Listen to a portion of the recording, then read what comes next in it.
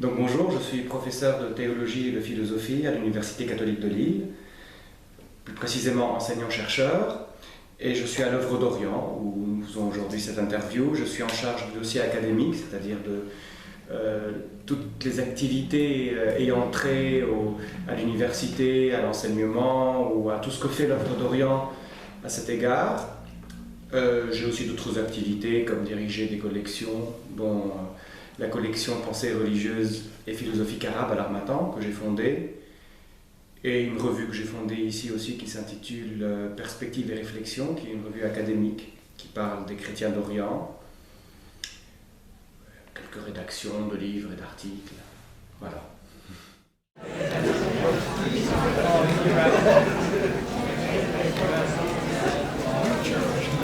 Alors le problème de ce terme chrétien d'Orient, de ce concept, c'est que c'est un générique. Il veut tellement dire de choses et en même temps qu'il ne veut rien dire. Alors j'aime beaucoup l'étude d'Edouard Saïd, l'orientalisme, même si celle-ci peut être critiquable, mais l'une des idées clés que je maintiens dans sa réflexion, c'est le fait de considérer que l'Orient, tel qu'on en parle en Occident, est une réalité fantasmée. C'est-à-dire qu'en Occident, on s'imagine l'Orient avec des déserts, des oasis, des barbus, et du coup, c'est ça l'Orient, c'est ça l'homme arabe. Or, la question des chrétiens d'Orient est aussi une réalité fantasmée. C'est-à-dire qu'on pense parfois dans les médias, dans les milieux journalistiques ou même dans des milieux militants et sympathisants qui sont tous de bonne volonté, on pense que les chrétiens d'Orient sont comme ci ou sont comme cela, or la réalité est parfois et souvent tout à fait autre. Ajoutons à cela que la question des chrétiens d'Orient est intimement liée à la question d'Orient tout court. La question d'Orient qui est cette question du démantèlement de l'Empire ottoman par les grandes puissances au XIXe siècle. Bon, ça ne répond toujours pas à la question. Et ce qui complique davantage la tâche, c'est la littérature qui existe actuellement autour de ces chrétiens d'Orient. Parce que pour une certaine littérature minimaliste, par exemple, les chrétiens d'Orient seraient les chrétiens qui vivent dans les pays du Proche-Orient, ou du Proche-Orient arabe, ou du Moyen-Orient, ou ce seront les chrétiens qui vivent entre l'Éthiopie et Moscou. Démographiquement, ça fait une différence qui va de 11 millions à plus de 200 millions. L'autre problème aussi auquel nous faisons face lorsqu'il est question de parler des chrétiens d'Orient, c'est que nous croyons qu'il s'agit d'une question monolithique, qu'il s'agit d'une seule chose. Les chrétiens d'Orient, ils subissent tous la même chose, ils pensent tous de la même manière, c'est la même réalité, c'est la même histoire, c'est le même destin. Les chrétiens d'Orient sont persécutés. Bon, je suis franco-libanais, je ne suis pas persécuté au Liban. Les chrétiens d'Orient vivent ci, les chrétiens d'Orient vivent ça, alors que des communautés ne connaissent pas ci, ne connaissent pas ça. Alors là est le problème des chrétiens d'Orient, c'est qu'il faut vraiment donner un contenu sérieux à ce générique. Alors, moi j'aurais souhaité mettre ce générique de côté et traiter de la question d'une manière beaucoup plus précise et beaucoup plus pertinente. Or, nous ne pouvons pas mettre ce générique de côté, non seulement parce qu'il est chargé d'une valeur affective positive, parce que les chrétiens d'Orient, ce sont les chrétiens que les chrétiens de France ou les chrétiens d'Allemagne veulent bien aider, et les frères dans la foi et dans l'histoire et tout ce que vous voulez, mais aussi parce que le concept est tellement répandu depuis presque 2 siècles qu'il est impossible d'en faire fi. Alors la solution que je propose est la suivante. Aujourd'hui, lorsqu'on parle des chrétiens d'Orient, partout dans les médias, on parle précisément de communautés qui vivent dans une étendue géographique bien précise, à savoir le Proche-Orient arabe. Il est rare qu'on parle des chrétiens d'Orient pour parler des chrétiens d'Éthiopie, ou des chrétiens de l'Inde, ou des chrétiens de la Russie. On parle plutôt des chrétiens orientaux. Plutôt, il faut mettre des nuances à tout ce que je dis. Mais donc, c'est le Proche-Orient qui est concerné, et plus précisément le Proche-Orient arabe. Le Proche-Orient arabe, c'est-à-dire le Liban, la Syrie, Palestine, Israël, Jordanie, Irak et l'Égypte. C'est par cette région que les chrétiens d'Orient sont aujourd'hui concernés. Donc, ce que je suis en train de dire nous permet non de résoudre le problème, mais d'être plus précis. Mais ça ne suffit pas, parce que pour comprendre davantage, il faut aller dans chaque pays et voir ce que chaque communauté vit comme difficultés, comme problèmes, comme déploiement existentiel, culturel, que sais-je, à tous les égards. parce que la réalité de vie des chrétiens du Liban est différente de la réalité de vie des chrétiens de Syrie, qui diffère aussi de la réalité de vie des chrétiens de Jordanie. Donc, qui sont les chrétiens d'Orient? Chrétiens d'Orient est un générique, mais ce qu'on désigne chrétiens d'Orient comme étant des chrétiens d'Orient, c'est une réalité extrêmement diverse et variée qu'il faudrait aborder en allant dans chaque pays pour voir ce qui s'y passe.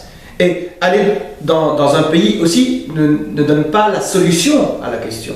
Parce que dans ce pays, ces chrétiens d'Orient qui sont jordaniens par exemple ou palestiniens appartiennent à des églises différentes qui jadis étaient en conflit et en adversité. Et donc les chrétiens de Jordanie doivent se distinguer selon leur appartenance à l'église latine, à l'église grecque-orthodoxe ou à d'autres communautés. À partir de là, parler de persécution suppose aussi un examen de chaque contexte. Alors certes, il y a des périodes historiques extrêmement sombres, notamment la période des Mamelouks, ou le début du XXe siècle, avec l'agonie et la fin de l'Empire ottoman. Mais même dans ce cas-là, il faut aller voir, pays par pays, ce qui se passe, et communauté par communauté, comment les choses sont vécues. Tout en sachant que le terme de persécution devrait être abordé avec beaucoup de prudence. Moi, je ne suis pas avec ce slogan « les chrétiens d'Orient sont persécutés ». Les chrétiens d'Orient, aujourd'hui, ne sont pas persécutés. Les chrétiens d'Orient, si jamais j'utilise ce générique, mais j'ai bien précisé dans quel sens je l'utilise, donc dans le sens de ces communautés diverses, donc les chrétiens d'Orient, aujourd'hui, vivent dans certains pays des difficultés variables. Les pires difficultés sont vécues en Irak, et après en Syrie. Et pour le reste, il faut parler d'une autre manière. On ne peut pas parler de persécution, tout en sachant que même en Syrie et en Irak, je ne sais pas si le terme de persécution s'applique seulement aux chrétiens, parce qu'ils sont en train de subir les conséquences d'une guerre fratricide entre les musulmans, entre les sunnites et les chiites. Ils sont en train de subir les conséquences. Et étant démographiquement très affaiblis, et parce qu'ils sont le maillon faible, et donc ils souffrent plus que les autres peut-être, du point de vue de leur présence et de leur avenir.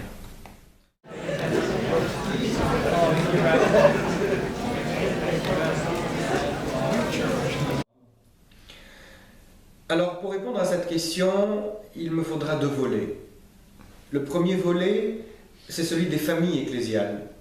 Et le second, c'est celui de la distinction des différentes églises qui existent dans chaque famille. Je vais répondre d'un seul coup, mais de deux manières différentes. Alors, au Proche-Orient chrétien, il existe 5 familles d'églises. Ces familles d'églises, bien sûr, se définissent selon leur appartenance dogmatique. La première famille d'églises, on l'appelle les églises des deux conciles. Les églises des deux conciles, c'est-à-dire que ce sont les églises qui n'ont accepté que les 2 premiers conciles œcuméniques, à savoir Nicée en 325 et Constantinople en 381. Nicée qui a dit le Christ et Jésus-Christ est divin comme le Père, il est homoousios, il est consubstantiel, il est de la même nature que le Père, et Constantinople 1, donc en 381, qui nous a dit que l'Esprit Saint est égal en divinité au Père et au Fils. C'est la doctrine de la Trinité qui se précise dans ces 2 conciles. Donc les églises qui adhèrent seulement à ces 2 premiers conciles œcuméniques, et pas au 3e, qui est celui d'Éphèse, en 431, sont les églises qu'on dit les églises des 2 conciles.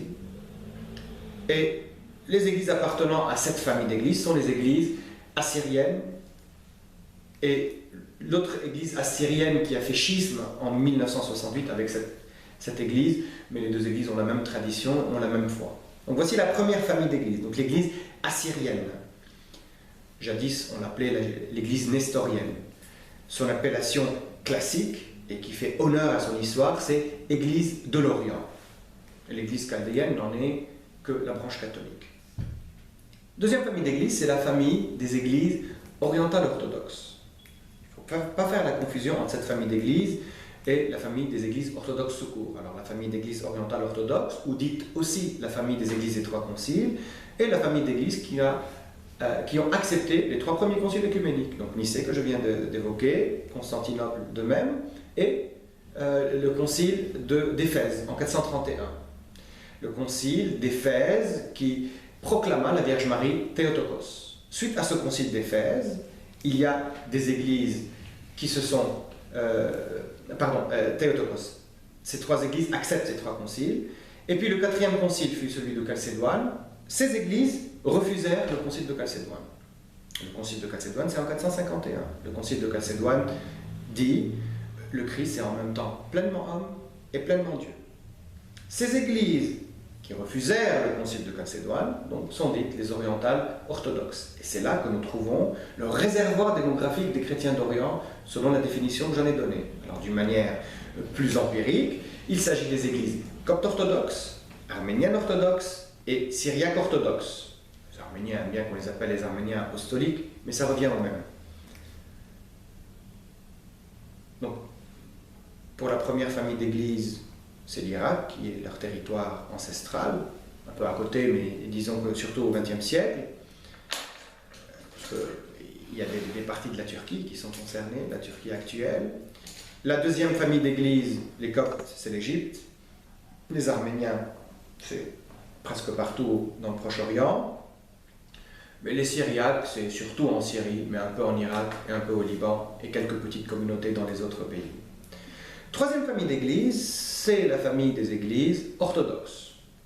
La famille des églises orthodoxes est la famille des églises qui acceptent les 7 premiers conciles œcuméniques, allant de Nicée, en 325, au Nicée I, jusqu'au dernier des 7 premiers conciles œcuméniques, donc Nicée II, en 787, le concile des icônes, donc qui proclama la victoire du courant honorant les icônes, la victoire de l'orthodoxie.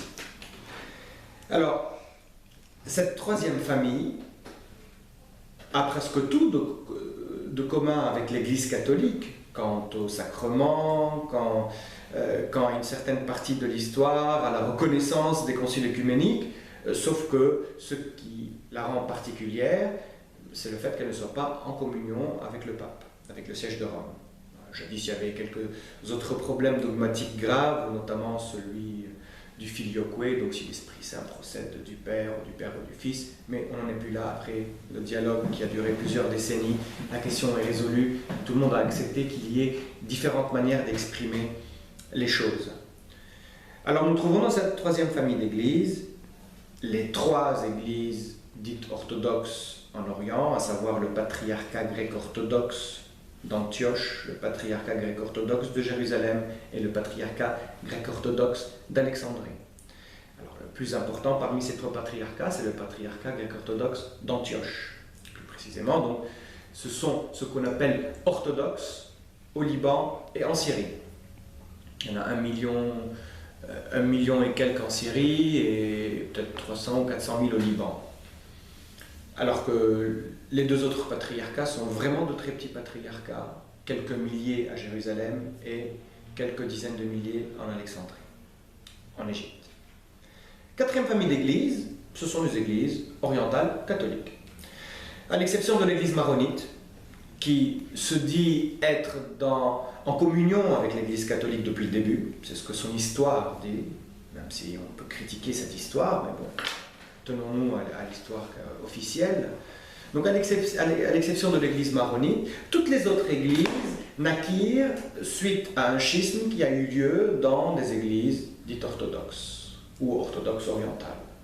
C'est-à-dire que de l'église grecque orthodoxe, nous eûmes l'église grecque catholique, syriaque orthodoxe, syriaque catholique, copte orthodoxe, copte catholique, arménienne orthodoxe, arménienne catholique. Assyrienne, tiens, on a voulu faire un peu original, on a fait chaldéenne. C'est bien, ça change un peu.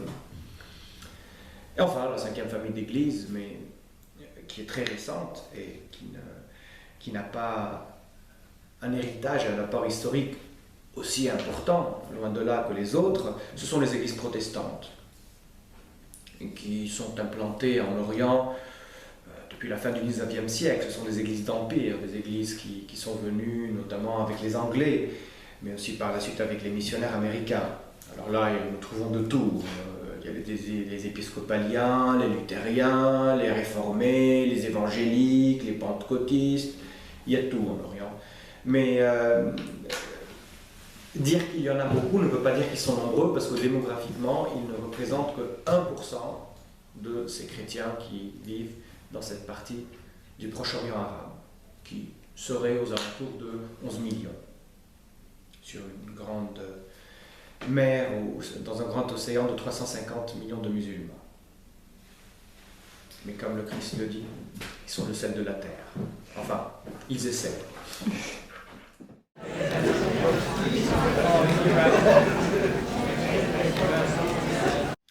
Alors, ça aussi, chrétiens d'Orient et Occident ne veut pas dire grand-chose, parce que les chrétiens d'Orient qui sont orthodoxes orientaux, ont à maintes reprises et à maintes époques de l'histoire eu des sentiments d'animosité vis-à-vis de Rome.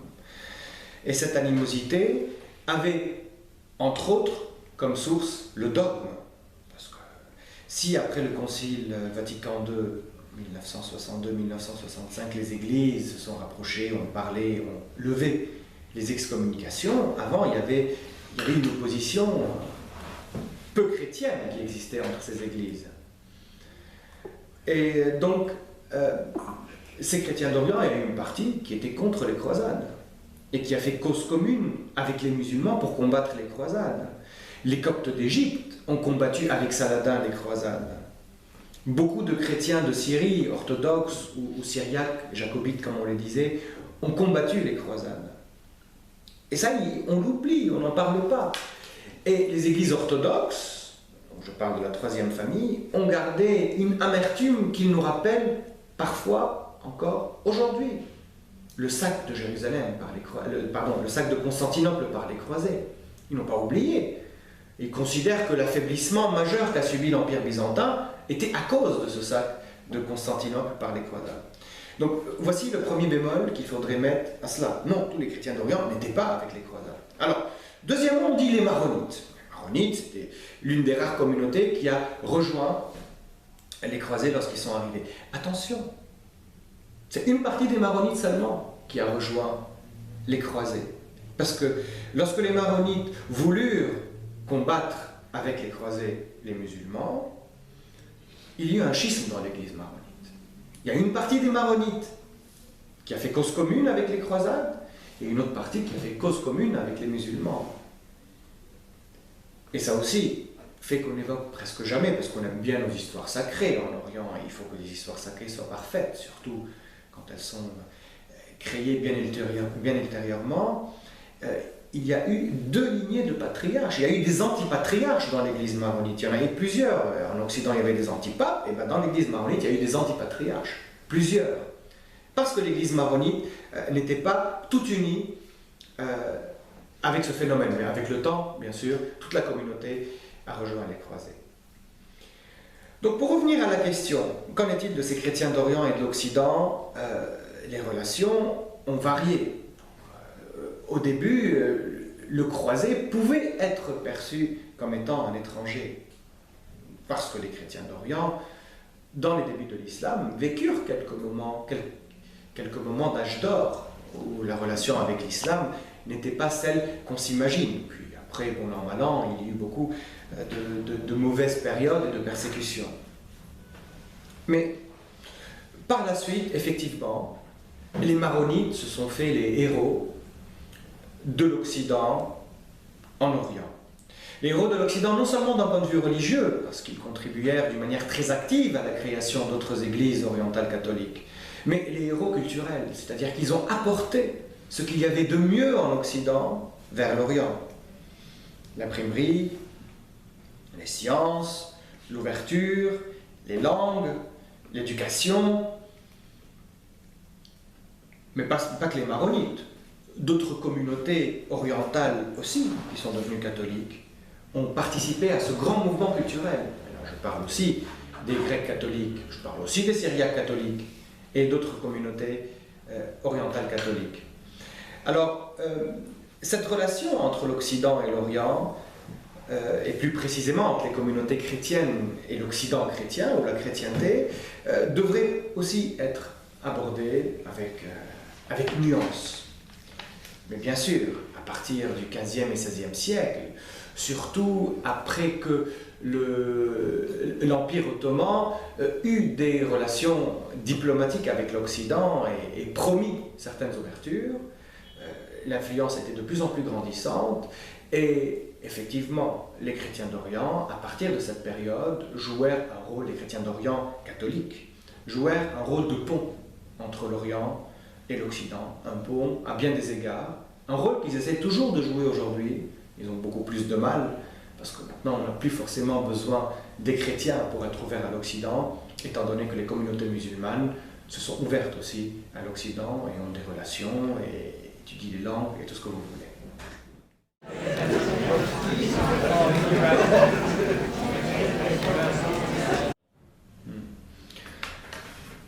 Alors les chrétiens d'Orient ou les chrétiens d'Irak ne représentent pas une réalité tellement importante sur la scène politique irakienne pour qu'on puisse tenir compte de leur poids géopolitique. Cette communauté est très affaiblie démographiquement, mais à d'autres plans, ce qui ne veut pas dire qu'elle ne joue pas toujours un rôle sur le sol irakien. Alors, j'ai dit qu'elle n'a pas un poids considérable pour dire que les chrétiens ne sont pas en position de se mettre face à ce pouvoir pour évaluer quelle stratégie ils doivent adopter. Les chrétiens d'Irak, depuis 2003 surtout, donc depuis l'arrivée de la sainte démocratie américaine en Irak pour sauver l'Irak de l'obscurantisme de Saddam Hussein, depuis cette date-là, les chrétiens cherchent à survivre et sont en grande difficulté. Ils ne sont pas là pour dire « je veux évaluer telle politique ou telle autre ». Ils sont là pour dire « il y a ce pouvoir qui est là, et bien s'il vous plaît, soyez responsables et assurez notre sécurité ». Ou les questions politiques que peuvent se poser ou que se posent les chrétiens d'Irak, c'est comment dans le cadre d'un tel pouvoir il nous est possible de continuer à exister en Irak et de continuer à croire en un avenir. Alors j'ai eu la joie de déjeuner avec le patriarche Sako qui était présent ici à l'œuvre d'Orient il y a 2 semaines et nous avons pu discuter un peu de tout ce qu'il a fait et de tout ce qu'il fait pour l'avenir de l'Irak. Et il nous a parlé de sa position vis-à-vis de la politique irakienne, du gouvernement irakien et des différents partis. Et pour lui, il ne s'agit pas d'adhérer aux chiites, par exemple, parce qu'ils pourraient protéger les chrétiens, ou adhérer complètement à la politique des Kurdes, ou essayer de se rapprocher des sunnites. Non, pas du tout.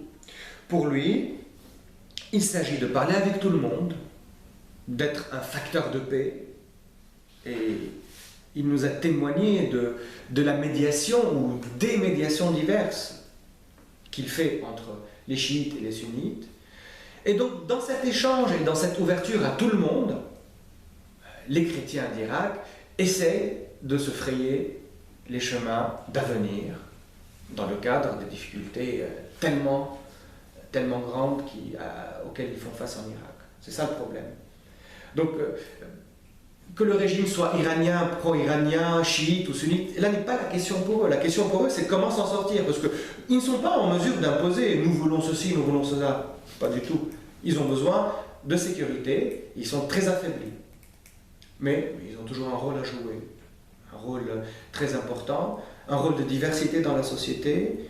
Et là, nous pouvons parler d'un rôle de pont entre ces 2 communautés chiites et sunnites qui, malheureusement, s'affrontent aujourd'hui d'une manière très meurtrière.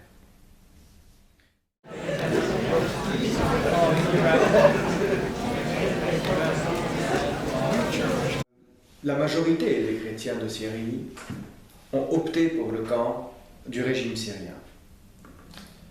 Qu'on le veuille ou pas.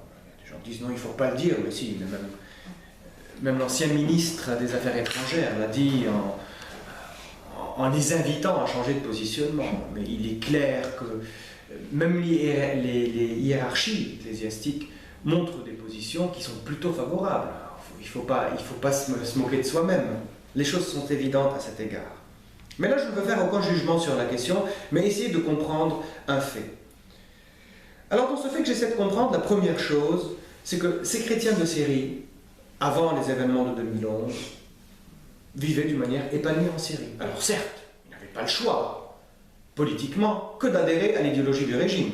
Parce que ce régime, comme tout régime dictatorial, écrasait ses opposants. Et il y avait des opposants chrétiens au régime syrien.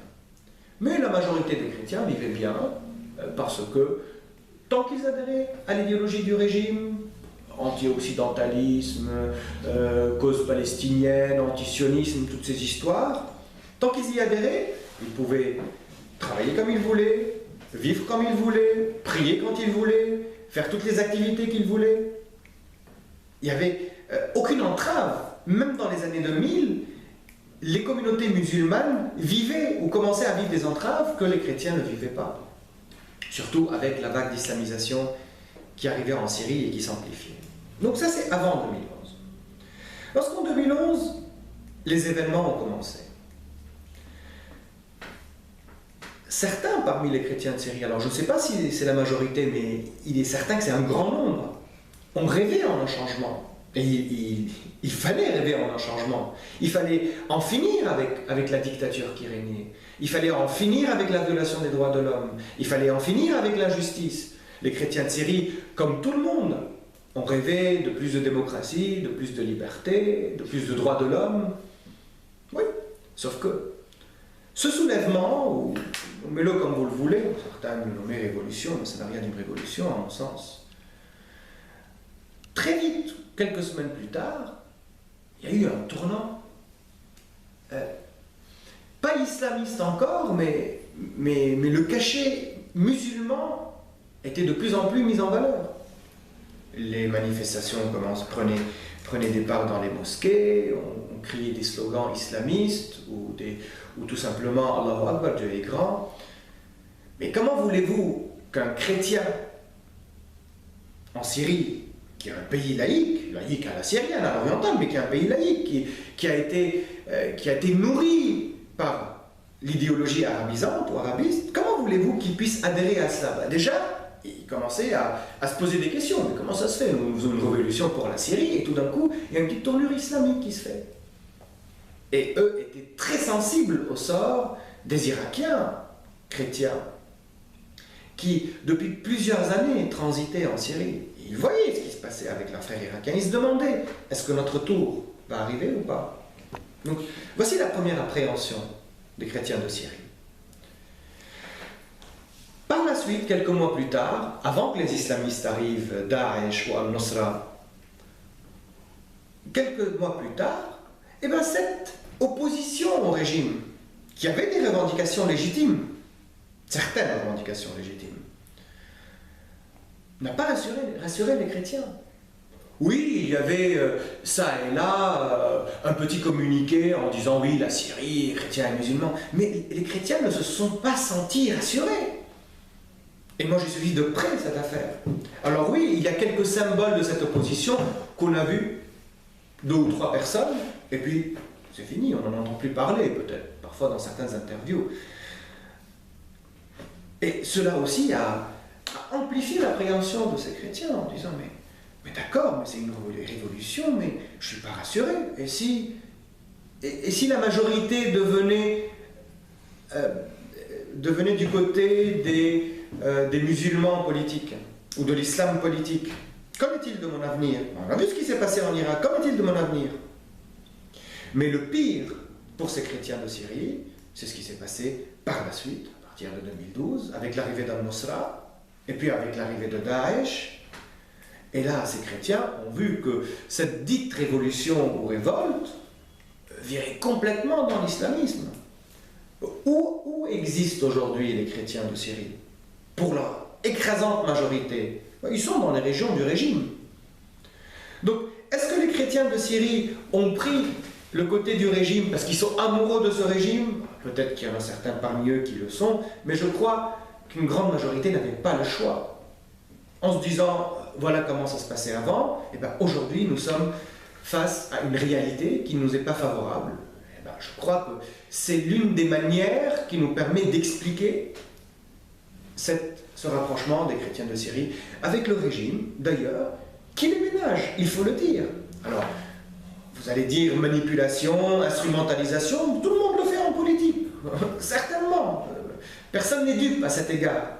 Mais dans les faits, aujourd'hui, ce régime est en train d'apporter, autant que pouvoir se peut, une certaine protection à ces chrétiens qui, aujourd'hui, dans plusieurs endroits de la Syrie, pas aujourd'hui, depuis 2 ou 3 ans, portent les armes et, à côté de l'armée syrienne, défendent la région.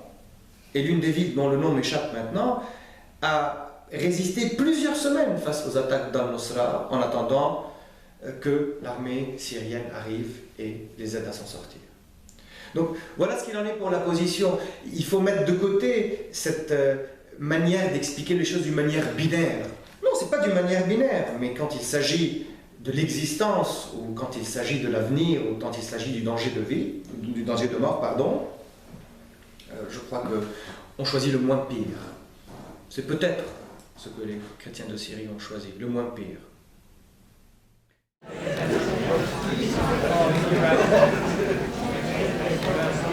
Alors moi, depuis 4 ans, dans toutes les conférences que je donne, les interviews que je fais, je suis convaincu que le régime syrien ne tombera pas, et je le suis toujours. Pour des raisons purement d'analyse géopolitique. Alors, je peux être dans l'erreur, je ne détiens pas la clé de la science sur ce plan. Mais je ne crois pas qu'avec les données actuelles, le régime syrien finira. J'en suis convaincu.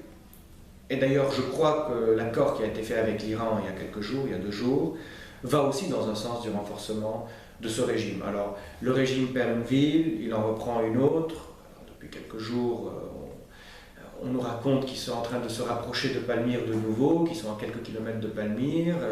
L'armée syrienne, appuyée par le Hezbollah, a pris une grande région entre le Liban et la Syrie. Ils promettent de reprendre Idlib. Bref, peu me chaud tous ces détails. Je ne crois pas que ce régime tombera dans les données d'aujourd'hui. Alors peut-être que demain il y aura d'autres données et que les choses changeront. Je ne crois pas qu'il tombe. Mais alors, supposons que ce régime tombe. Je crois que ça dépend comment il tombera, mais j'imagine que s'il tombera face aux attaques des islamistes, notamment d'Al-Nusra ou de Daesh, je ne m'imagine pas un sort glorieux pour les chrétiens qui ont fait, du moins d'apparence, cause commune avec le régime dans des régions comme Damas ou comme la Taquillée sur le littoral ou comme la vallée des chrétiens où ils ont pris des armes depuis longtemps et ils se défendent contre les attaques de différentes factions armées, quelles qu'elles soient. Parce que ces islamistes nous ont montré qu'ils sont contre toute différence. Pourquoi voulez-vous qu'ils acceptent cette différence que sont les chrétiens? Mais ils sont même contre les différents qui sont au sein du sunnisme, et certainement du chiisme. Ils ne vont pas ménager. En tout cas, ils l'ont montré partout où ils partaient. Alors Daesh, dans les régions où il est, il n'y a pas de chrétiens. S'il y en a un ou deux, ils se cachent peut-être, mais à Raqqa et à Mossoul, il n'y a pas de chrétiens. Et puis on dit non, Al-Nusra est plus modéré que Daesh. Plus modéré quoi? Al-Nusra, c'est la branche d'Al-Qaïda en Syrie. Arrêtons de dire des bêtises. Et lorsqu'Al-Nusra était dans des régions du Kalamoun et qu'il a été chassé par l'armée syrienne, eh ben, on a vu les dégâts qu'il a fait dans les églises, les croix qu'il a cassées, les icônes qu'il a défigurées. Voilà. Malheureusement, on ne nous donne pas beaucoup le choix dans l'alternative en Syrie.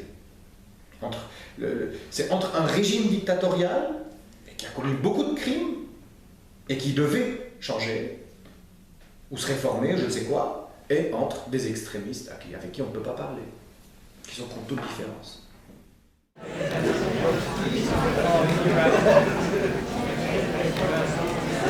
Alors les chrétiens ont vécu une situation très dure et mauvaise sous le règne des frères musulmans, qui avaient parfois promis aux chrétiens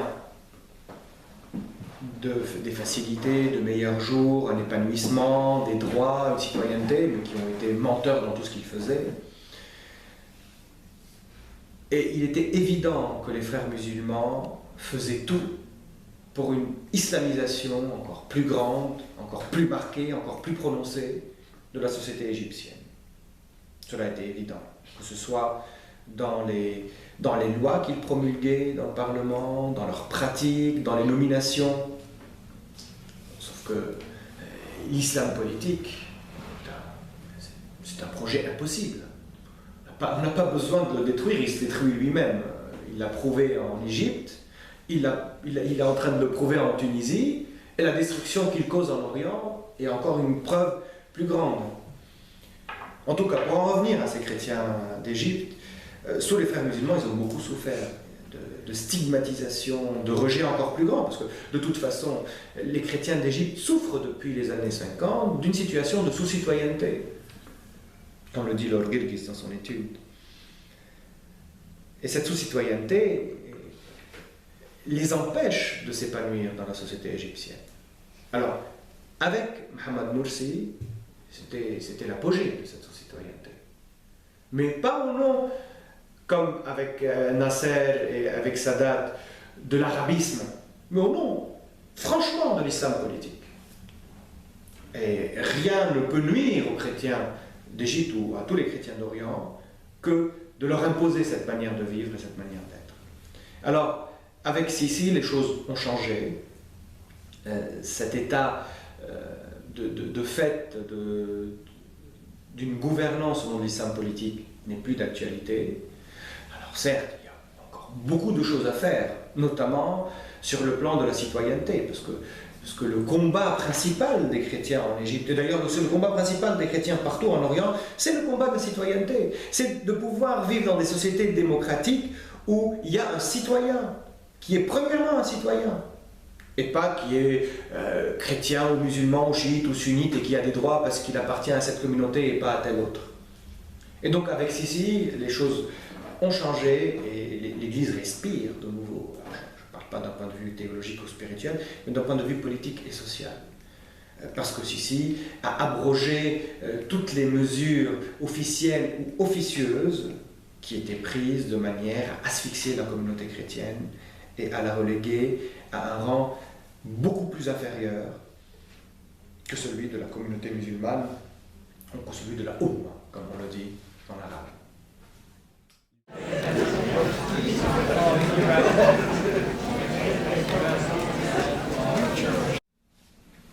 Les choses se ressemblent dans le sens où avec Moubarak et avec Sisi, nous sommes face à un régime qui veut bien protéger ses chrétiens ou les respecter à condition qu'ils le lui rendent.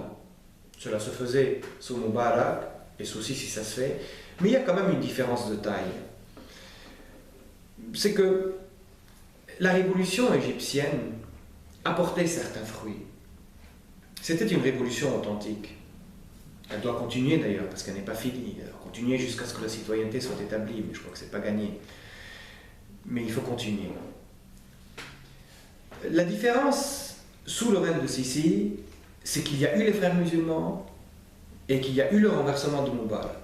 Il y a eu une prise de conscience dans le peuple qu'il est capable de faire quelque chose et qu'il n'est pas obligé à chaque fois de passer par des structures artificielles qui essayent de pallier des problèmes ou de les traiter sans vraiment rentrer en profondeur. Parce que du temps de Moubarak, lorsqu'il y avait des crimes commis contre des chrétiens,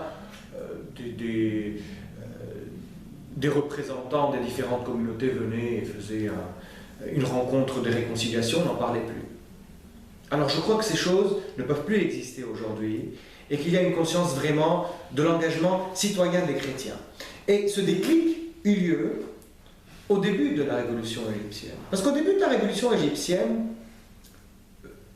Feu Pape Shenouda avait demandé aux Coptes ne descendez pas dans les rues contre Moubarak. Il voulait protéger Moubarak. C'était une erreur qu'il a lui-même reconnue et il a changé complètement de bord, heureusement.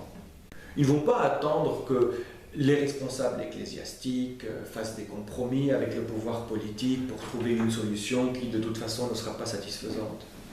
Il y a une conscience de la citoyenneté et de la démocratie qui naît.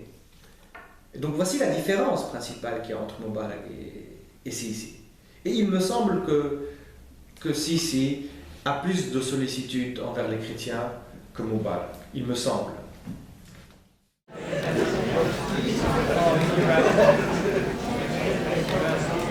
Alors, il existe en Israël 200 000 chrétiens. Et en Palestine, 50 000. Les chrétiens qui vivent en Israël représentent 2% de la population. Alors ces chrétiens vivent d'une manière plus ou moins épanouie parce qu'ils profitent du régime entre guillemets laïque d'Israël. même si l'identité juive est déterminante du régime. Donc, il y a une laïcité qui existe, il y a des garanties citoyennes, et on voit bien que dans certaines régions, notamment à Nazareth, ils vivent d'une manière plus ou moins épanouie, sans être inquiétés de leur avenir, sans être inquiétés de leurs pratiques religieuses, même si parfois ils sont très dérangés d'une agression qui peuvent les toucher, qu'elles viennent de musulmans ou de juifs extrémistes. Donc voici leur situation. Ils vivent une situation, d'un point de vue objectif, je le dis, je ne parle pas de mon sentiment ou de ma sympathie pour la cause palestinienne, ça c'est autre chose, voilà, c'est dit, c'est clair. Mais ils vivent d'une manière un peu plus épanouie que les chrétiens qui sont dans les territoires palestiniens, ces chrétiens qui subissent les conséquences de l'occupation israélienne, notamment les conséquences de l'édification du mur de la séparation. Alors ces chrétiens qui vivent en Israël agissent dans la société à bien des égards, notamment sur le plan de la rencontre et du dialogue, parce que c'est l'une des exigences premières de leur présence.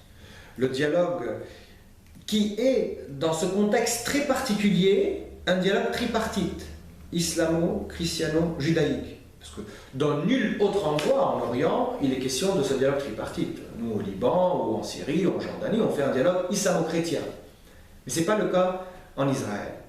Et ces chrétiens d'Israël, alors, il faut bien préciser que ces chrétiens d'Israël sont les Palestiniens. Ce sont les Palestiniens de 48 qui sont restés et qui sont devenus israéliens, donc ce qu'on appelle la communauté arabe israélienne, mais donc qui sont de culture arabe pour la grande majorité. Alors il y a aujourd'hui quelques paroisses qui sont hébraïsantes, mais pour leur grande majorité, ce sont des Palestiniens qui sont aussi sympathisants de la cause palestinienne. Mais donc, en Israël, le rôle qu'ils jouent est un rôle de dialogue aussi, à travers différents centres de recherche. Il y a deux qui sont très célèbres, mais qui agissent des deux côtés de la Terre Sainte, le centre Sabil et l'autre centre qui s'appelle le centre Liqa. L'un avec à sa tête un monsieur de la famille Khouri, Jajis el-Khouri, je crois, et l'autre Naïm Atir, des gens exceptionnels qui ont fait des théologies contextuelles et locales au sein desquelles ils ont pensé la situation de l'occupation et la question du dialogue. Et d'ailleurs, beaucoup de juifs et de musulmans œuvrent avec eux pour le dialogue, l'ouverture et la rencontre. Donc voilà grosso modo ce qu'ils font dans l'intérieur. Mais est-ce que ces chrétiens d'Israël peuvent être un facteur dans le monde arabe pour qu'il y ait un rapprochement entre les chrétiens d'Orient, donc ces chrétiens vivant dans différents pays, et Israël, selon les données actuelles d'aujourd'hui? Non, impossible. Impossible. Parce que le blocage qui existe au niveau du conflit israélo-palestinien, qui continue toujours, personne n'en parle aujourd'hui, mais le problème est toujours là. Ce blocage qui existe empêche différentes activités, dont l'activité du dialogue avec ces chrétiens-là. Par exemple, l'un des éléments les plus simples, pour dialoguer, il faut se rencontrer. La majorité des chrétiens d'Orient ne peuvent pas se rendre en Israël, si jamais. Il est interdit. Les Égyptiens et les Jordaniens peuvent le faire. Alors, les Jordaniens peuvent le faire, effectivement. C'est mal vu socialement. Les Libanais, les Syriens, les Irakiens ne peuvent pas le faire. Et techniquement, les Égyptiens peuvent le faire, mais l'interdiction initiée par le pape Shenouda, l'interdiction faite aux chrétiens d'Égypte, aux Coptes orthodoxes plus précisément, de ne pas aller en Israël tant que le conflit dure, tient toujours. Donc, si un Copte orthodoxe se rend même à Jérusalem, même pour faire un pèlerinage, il est en infraction vis-à-vis de son église. Donc rien n'est possible. Et ne vous imaginez pas qu'on va filmer un dialogue qui a lieu à Nazareth. Non, c'est de l'ordre du fantasme aujourd'hui. C'est pas pour demain, c'est pas pour dans un an, c'est pas pour 2 ans. Sauf si un miracle advient. Et bon, je suis Thomas à cet égard. Donc non, c'est pas possible. Et ces chrétiens, s'ils veulent se rendre dans d'autres pays arabes, aussi c'est compliqué pour eux. Ils peuvent se rendre effectivement en Jordanie, peut-être en Égypte, ils ne peuvent pas se rendre au Liban. Ils ne peuvent pas se rendre en Syrie, ils ne peuvent pas se rendre en Irak. Donc non. On peut profiter aujourd'hui de leur recherche, on peut profiter aujourd'hui de leur expérience, on peut souhaiter qu'ils avancent dans ce dialogue pour que le jour où la paix arrivera, cette paix qui ne trouve pas son chemin vers l'Orient depuis 1948, pour que le jour où cette paix arrivera, il y ait quelque chose. Parce que comme dans tout changement, il faut une assise intellectuelle, il faut une pensée, il faut une réflexion. C'est tout le problème des révolutions arabes aujourd'hui. Il n'y a pas d'assise intellectuelle. C'est pour ça que ça fait feu de paille. Et ça brûle tout au passage.